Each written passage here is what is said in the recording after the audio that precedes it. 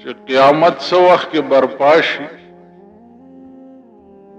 نو دغه وخت کې به دجال د قتل د پاره عیسی علیه السلام را کوش او په دغه وخت کې به امام مهدی سے پیدا کی علما وایي چې د منځ وخت څه وخت کې راشي نو امام مهدی سے به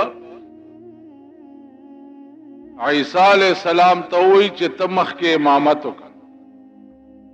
نو عیسی علیہ السلام به د مخکې امامت نه انکار وکړي او امام مهدی ته به وایي چې زه د هغه شریعت پیغمبر ما چې هغه اوس منسوخ شوی دی او ته د هغه شریعت امام چې کوم فی الحال رایج دی چې هغه شریعت محمدی دی صلی الله علیه وسلم. عزیزانو دا ټوله مسله چې څه وخت کې طے شي نو دغه وخت کې به حساب کتاب کیږي په شام کې دا الله تعالی د حساب پای تخت چې کوم دی هغه به په شام کې لګېدلی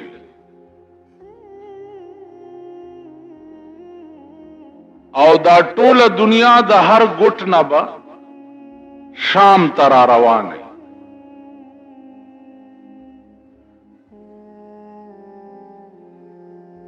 په دغه وخت کې به هر شی خپل دفاین بهر کوي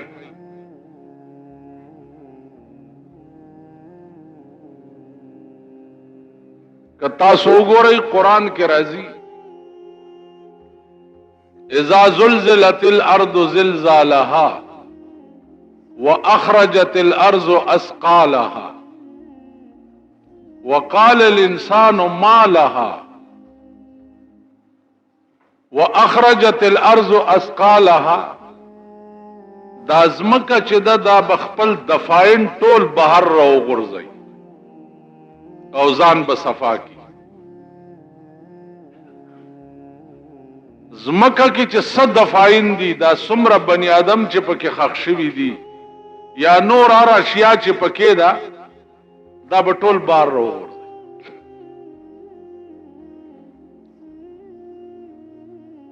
روایاتو کې راځي چې څه وخت کې د دې ځمکې نه خلق بار راوځي نو دا به په مختلف شکلونو کې وي یو ډله به د قبرونو نه داسې راوځي چې لاسونه او خپې به نه وي او صرف دا تنه به وي او د غونډارې غوندې برغړي او شام ته به روان وي ملایکې به آواز وکړي چې یا رب دا څوک خلق دی وای بدا هغه خلق دی چې په دې لاسې چرې سم کار نه و کړی او په دې خپو چرته سم ځای ته نه و تللی نو دا قسمه خلق چې دي دا به د قبرونو نه په دې حالت کې راپاسي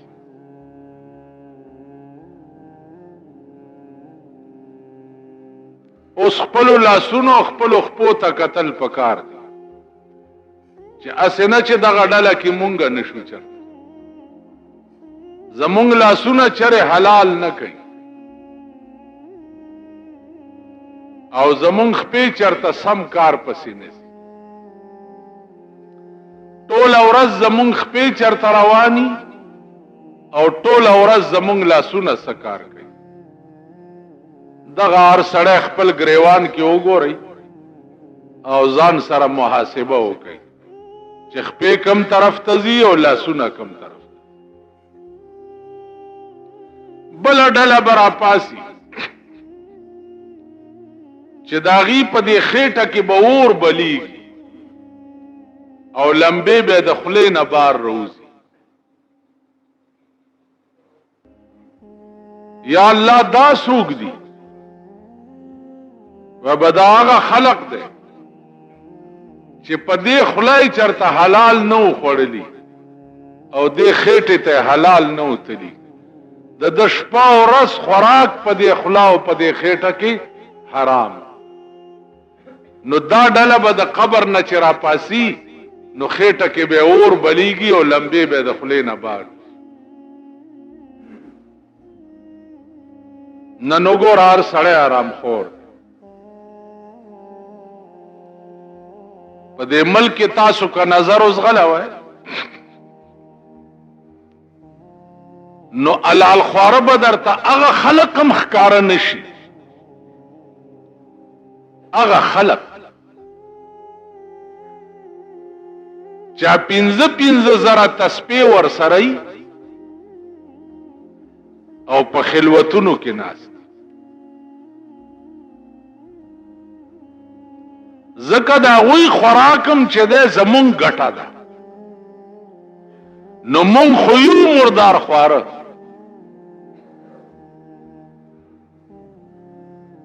د شرابو تجارت مون کو اغوی لاغه پیسې په شکرانه کې ورکو. د هیروین او د پودرو تجارت مونږه کو اغوی لاغه پیسې په نظرانه کې ورکو. غلا او ډاکه مونږه کو اغوی لاغه پیسې په زکات کې او په شکرانه کې ورکو. نو حلال خواره هغه خلق هم نه. په جمعتونو کې چې کوم حضرات ناس دي د دې خلقو خوراکم ستاسو ګټه ده. نو ځان ته وګورئ ستاسو ګټه د دوی خوراک ده او ستاسو ګټه یقیني حرامه ده. نو لا محاله دا هم غریبان حرام خوار. زه دا تپوس کولی شم چې لکه ستا د کوره وظیفه راله دا دې په څه ګټلې ده؟ دا دې کوم ځای نه راوړې؟ ستا د کوره ترکاري راله دا دې کوم ځای نه پخ کړې ده؟ زه دا تپوس کولی شم. نو عرض مې دا و عزیزانو چې مونږ به د هغه ډلې نه یو چې د قیامت په ورځ ځمکه مونږه بار راغورځوي نو زمونږ په خېټه کې به اور بلیږي او لمبې به هم د خولې نه وځي.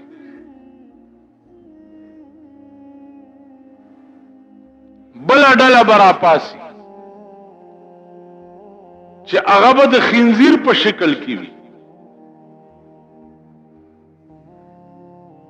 خنزیران به خخکړي به بنی آدم وي او راپا بسی د خنزیر په شکل کې. یا الله دا سو و بدا هغه خلق ده چې د دنیا د کار د پاره به منځ نه کول. د دنیا په کار کې به شپه ورځ نه نوته او د منځ ټیم به چراغه نو منځ به نه کولو. نو چې کم خلق د دنیا پر روزگار کې منځ قضا کوي دا خلق به په قیامت کې د خنزیر په شکل کې د قبر نه راپاسي. نظر اوس غلوي په دې ټول ملک نظر واچوي چې د دې قماش خلق به څومره راپاسي د قبرونو نه چا به د خنزیر په شکل کې.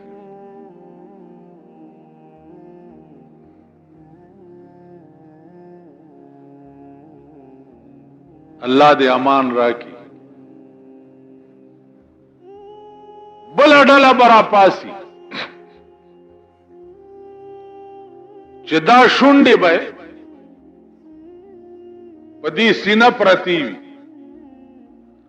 او دا جبه به په دې ګوډو لګي او دا غاښونه به د غوی د خکرونو نه زیات لوی وي. په داسې خبیث او داسې مردار شکل کې به د قبر نه بل ډله راپاسي. یا الله دا څوک دي؟ و بدا هغه خلق دی چې په دې خوله به دوه مسلمانان جنگول، په دې خوله د چرته د سړی توپ خبره نه وکړي، بل به کوه په دې خوله کنستو، دو به په جنگول، دو به په جنگ کړه، د به تماشا کوله. نو دې خوله ټوله زندګۍ کې د شیطان ډیوټي کړې ده. نو دا دې داسې په پلیت شکل کې ځکه د قبر نه راپاس. بیا نظر اوس غلوای تاسو چې زمون خوله ټوله ورځ څه کارونه کوي. دو جنگول خو زمونږ د ګس لاس کار دی.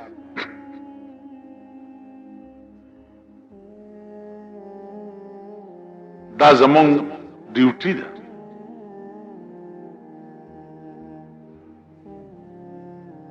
نو دا قسمه خلق بم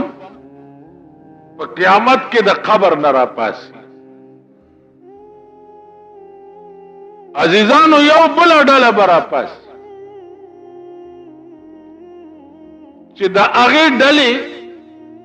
مخې ته به بورډ لګېدلی،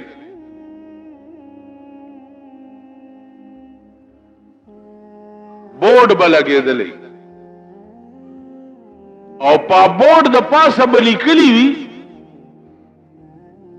چې دا د زناکارو ډله ده.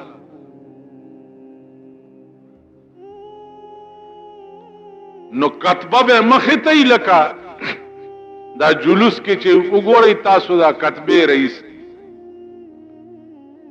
هغه ورځ دلته یو جلوس تېرېدو د ترکاڼانو جلوس رئیس دی. هلکه څه چل دی؟ انکم ټیکس را باندې لګېدلی، لوی کتبې مطبعې لیکلې. مال جلوس چاته وباسئ؟ تاسو خو د خپله لاسه داسې حکومت جوړ کړی دی چا د بجای رونه دي، د بجای او ښځه وه، نو هغې به هر کار وران کول، هر کار به یې وران او نامه یې بجای وه. نو چا مالکه تې ډېره تنګه شوه، نو هر وخت به یې ورته فټ حالت فټ حالت آخر کې ورته ویل په فټ ټیمو د بجای څه شي چې سوی پوزه په دا بیخ کې پرې کړی نشي. په فټ ټیمو حالت بجای نه شرمیږي، سو پورې دی چې په بیخ کې ته پوزه نه یې پرې کړي. نو تاسو د خپل لاسه د بجای حکومت جوړ کړی دی. د بجای په حکومت کې جلوس خو جلوس دی چې په توده طبقې خو کېنئ پرتګیستلي او دا سنبه هم داسې چس ناري کړي، هم به هم ستاسو په خبره څوک غور ونه کړي. وایه لګیا اوسه چاته وی دا د بجای رونه که ووایه ورته څو جمعې وشوې چې تاسو دې جومات ته راځئ او اوبه پکې نه وي؟ څو جمعې وشوې؟ اندازه وکړئ د بجلیګر مولا په جومات کې 3 جمعې وشوې چې اوبه نه وي، خلق بیا اودسه منځونه کوي چې بجلیګر مولا لګه خلم لري، جبم لري، شورم اچولی شي.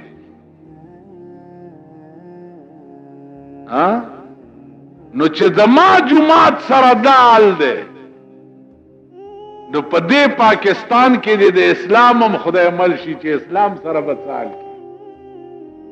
اسلام څه کوي؟ د ښځو هم خدای مل شه، د ښځو د لوڼو هم خدای مل شه. که په رڼا ورځ ستاسو لوڼو په بل لاس وانه چولو او درته یې ونه وی چې پلاره کړتو نه کې زمونږ باچهي ده، نو دا ګیره به درته بیا په متیازو کالو. لوڼې به راټینګې نه کوي، لوڼې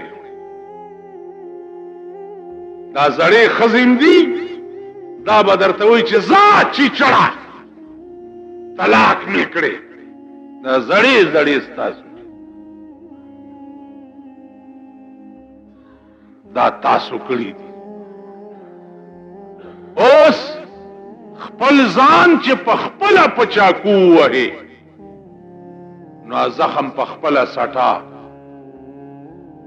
او د ځان علاج په خپله کوه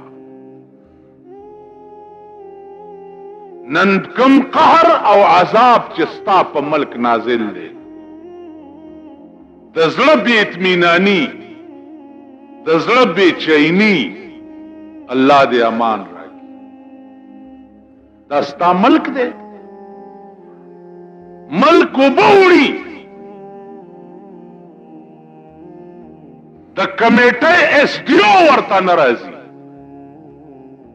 اورسیر ورته نه راځي ملک اوبه وړي دا نن 3 جمعې وشوې دې بالا ماڼۍ ته د دې میر کار نو چې راغلی وی چې دلته اوبه ولې نشته د ده کار نو ایس ډي اوګان راغلی وی انجینیران راغلی وی چې اوبه نشته د دې متبادل بل څه بندوبست پکار دی پرون میں یو انجینئر ته ټلیفون وکړم مالا لنډه په روډم کندې کنستی دي ویلې جی میټیریل نشته میټیریل پیژنئ د سیمټو یو 2 تختې نشته چې لاندې پاسوري کیږي او کنده ټپه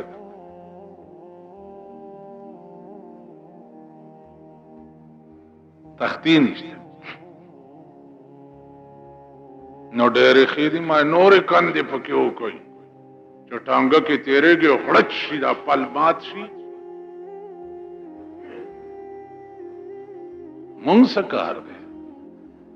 مونږ وایو اشنا له پند ورکا او چې پند نه وي د شګې پنډ ور په سر که چې ورمېږي مات شي اشنا له پند ورکا او چې پند نه وي د شګې پنډ ور په سر یو سړی کار نه کوي یو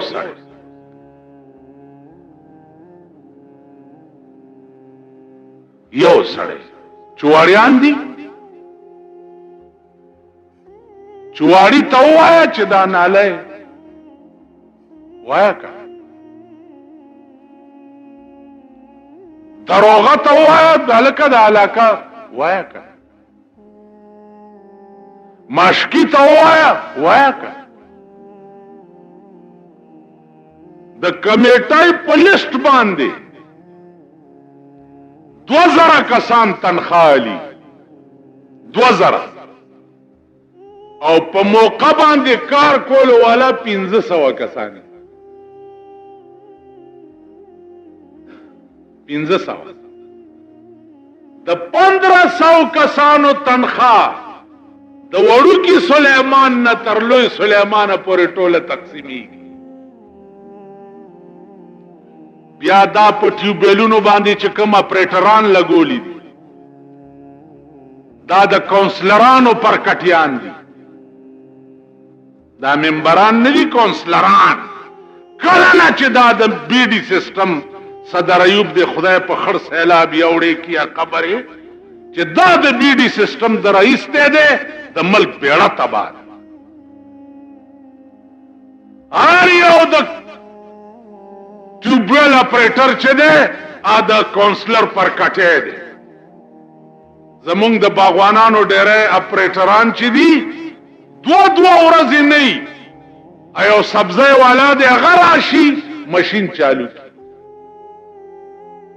چې ټیوبویل وسوځي د کور وران شه کور د تباه و برباد شه تا چرې اچانک چې کړي دي د اپریټران چې په ډیوټۍ موجود شته که نشته نو په ډیوټۍ چیکنګ خو به هغه سړی وکړي چې هغه د خپلې خېټې درک پسې نه ګرځي هسې ما ته وګورئ په دې پټو کې